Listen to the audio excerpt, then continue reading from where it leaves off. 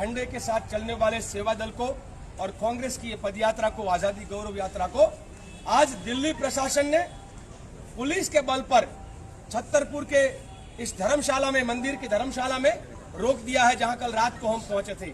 बाहर निकलने देने से साफ मना कर रहे हैं। वो बोले पदयात्रा के रूप में नहीं जाओगे तो आप सिर्फ ये बसों में बैठ के जाओगे। हमने कहा कि 1230 किलोमीटर तक इस झंडे को सम्मान के साथ यहाँ पर लाए हैं, अब यहाँ पर बसों में बैठकर उसका अपमान हम कैसे कर सकते हैं। मैं सभी मीडिया के साथियों को और देश भर के लोगों को ये संदेश देना चाहता हूं।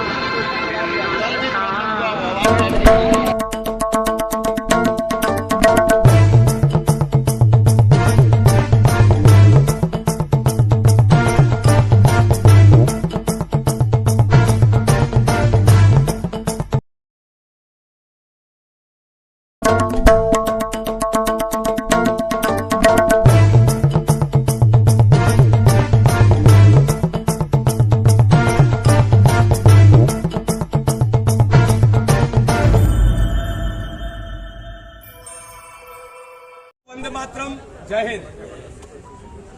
1230 किलोमीटर की आजादी गौरव यात्रा गांधी आश्रम से अपने देश के तिरंगे झंडे को प्रोटोकॉल के साथ, पूरे सम्मान के साथ लेते हुए एक भी मीटर का गैप बनाए बिना हम यहां पर दिल्ली में आज छतरपुर में पहुंचे हैं। हमारी इस देश की सबसे बड़ी शर्म की आज के दिन की ये बात है कि संघी शासकों को ये तिरंगा मंजूर नहीं है और इसीलिए इस तिरंगे झंडे के साथ चलने वाले सेवा दल को और कांग्रेस की ये पदयात्रा को, आजादी गौरव यात्रा को आज दिल्ली प्रशासन ने पुलिस के बल पर छतरपुर के इस धर्मशाला में, मंदिर की धर्मशाला में रोक दिया है, जहां कल रात को हम पहुंचे थे। बाहर निकलने देने से साफ मना कर रहे हैं। वो बोले पदयात्रा के रूप में नहीं जाओगे तो आप सिर्फ ये बसों में बैठ के जाओगे। हमने कहा कि 1230 किलोमीटर तक इस झंडे को सम्मान के साथ यहाँ पर लाए हैं, अब यहाँ पर बसों में बैठकर उसका अपमान हम कैसे कर सकते हैं।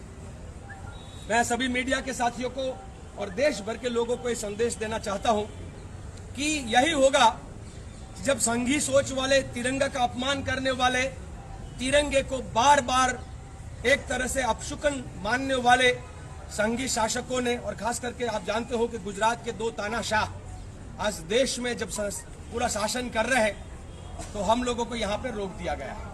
बैठे हैं सभी पदयात्री, आप देखेंगे हम लोग यहाँ रुके हुए हैं और ये भी प्रतिज्ञा है कि भाई झंडा तो पदयात्रा के रूप में ही जाएगा। अगर झंडा, क्योंकि अडवाणी और मोदी रथ यात्रा लेकर निकले थे तो उनको तो लगता है कि यात्रा सब गाड़ियों में और रथों में निकलती है। इनको ये नहीं पता है ये गोरों से लड़ने वाले लोग तभी भी पदयात्रा किए थे। महात्मा गांधी की दांडी पदयात्रा हुई थी और आज भी हम पदयात्रा के रूप में, हम जमीन के साथ जुड़े हुए सब लोग हैं। भारत माता के, देश के प्रेमी के रूप में हम लोग लगातार यही नारे, दिक्कत क्या है इनकी समझ में नहीं आता। हम कहते हैं कि कश्मीर से कन्याकुमारी भारत माता एक हमारे। उनको कश्मीर से प्रॉब्लम है कि कन्याकुमारी से प्रॉब्लम। हम ये कहते हैं कि बोलो भारत माता की जय जय जय। तो वो एक बार जय बोलते हैं, हम 3 बार जय बोलते हैं। अब दिक्कत कहाँ है वो समझ में नहीं आ रही है। हम ये कहते हैं कि अगर तुम डंडों से तोड़ोगे हम डंडे से जोड़ेंगे। वो तोड़ने का काम करे, उनको रोको, जोड़ने वाले को क्यों रोक रहे हो। हम ये भी कहते हैं कि अगर तुम्हारे हाथ में डंडा है